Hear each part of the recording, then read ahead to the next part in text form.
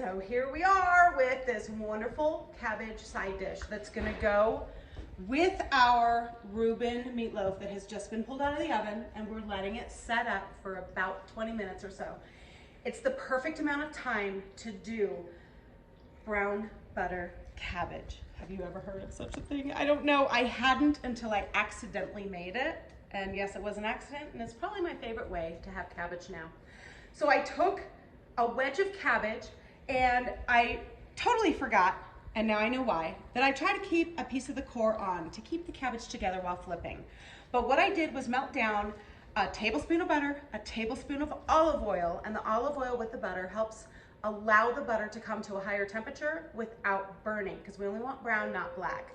Alexa, turn off timer. A different dish is ready to be pulled out, but it's fine where it is. So back to the cabbage. So what I did was I let the butter and olive oil come together in the pan, and I put the cabbage down on its side so it looked like this. Clearly this has wilted, clearly this has browned, but because it takes about 15-20 minutes to do this, we thought we would get a jump start. But all I did was flip it every 2 to 3 minutes until I was happy with how it looked on both sides. This is an easy seasoning of salt and pepper. That's it. I really want the brown butter to come through so I don't disturb the cabbage with garlic or any, higher intense flavors. Just a little bit of salt to draw out some of the moisture, a little bit of pepper for a bite of heat. And there you've got brown wilted cabbage that is completely different than the cabbage that we use when we make our corned beef and cabbage for St. Patrick's Day. So when you have a half a head left over, this is a great way to transform the best cabbage I've ever had. And a perfect side for the Reuben. Should we cut into that real quick? Yes. I have room, so why not? Let me grab my spatula. Okay, here goes nothing. So this has been chilling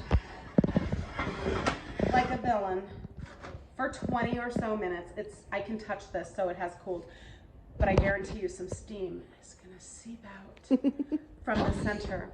But again, this has the ground beef, just a pound or so, and then a wee bit of the corned beef. You can also substitute for pastrami if the corned beef is not available at your butcher, or if y'all ate it all during St. Patrick's Day.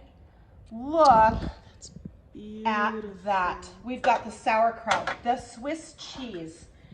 There's pepper, or there's onions and celery inside, just like a traditional, just gives that well-rounded meatloaf. What a beautiful meal flavor.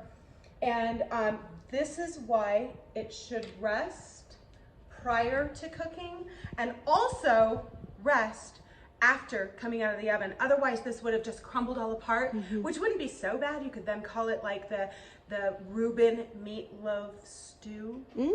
That would be good. And then you could serve that with some baked potatoes. Oh my gosh, I'm gonna do that next time. But anyhow, yeah, so this is fanish dough. So this is all kind of throughout the day, throughout the fridge, throughout the whatever, and and all perfectly freezable. And all freezable, yes. You could cut this little bit in half and wrap it up. Just make sure that it has cooled completely. You don't want to freeze hot food, because then the temperature for health things that are happening with biochemistry stuff start happening in between those temperatures. So make sure that it has completely cooled. Even overnight is best, but yes, totally freezable. But I just think it's gorgeous. It's magical. And so come St. Patrick's Day, you might make some new friends with this style dish. Feel free to put it in between a couple pieces of Jewish rye with some mustard. Right? Okay, we'll make this dish and tell us how you like it. Love you. We love you.